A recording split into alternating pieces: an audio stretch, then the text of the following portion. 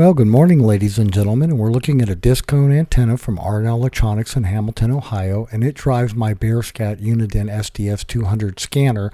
But sitting on top of it are the modern C4 FM Yaesu, the FT70D and the FT5D. One's a dual band that I use to talk to the International Space Station with an arrow antenna, and they're sitting on top of my ICOM R7000 receiver from back in the early 90s. It was a 25 megahertz to 2 gigahertz DC to daylight, and it had a TV receive adapter on the side. We'd like to ask that you please subscribe, hit the like button, and the notify to stay current with our content. Thank you. Now, as I'm swinging the GoPro from looking at the receiver over to my stack of new radio gear, my antenna switch, my adapter for the Yaesu, my WiresX adapter, and my mobile radio, all sitting there, again, all Yaesus, all with the C4 FM. And then right next to them is sitting my Uniden CB scanner, all the channels right there in one place for a handheld. And then I have one of my Baofeng radios, and it's on the 224.62 repeater in Hamilton, Ohio. And then I have a bunch of the other Baofengs that I use for scanning the emergency frequencies, the fire, the railroad. You can program all specific frequencies in there. And sitting right next to them are two airband receivers, a Bendix King and a Yaesu. And again, that's for talking to the aircraft. I'm a licensed pilot, and they fly over the house all the time, and it's nice to talk to your buddies as well as talking to them when they're coming into land. And then there's the Uniden SDS200, which is the scanner being driven by the disc cone antenna.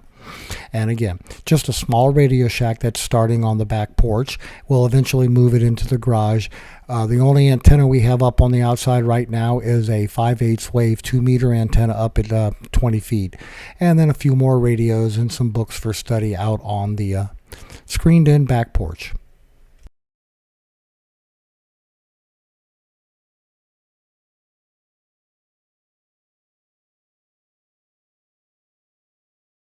And then, as I talked about, we have a couple of Arrow antennas. This is their synthetic radar antenna.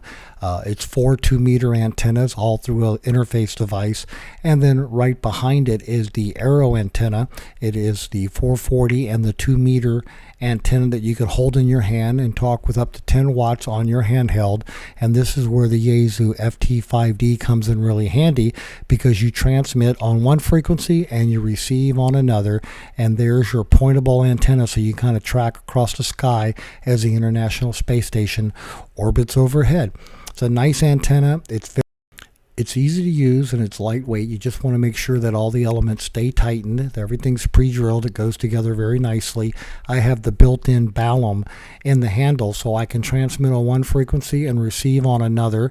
I could use two radios, or with the Yaesu FT5D, I only need one radio to make it all happen.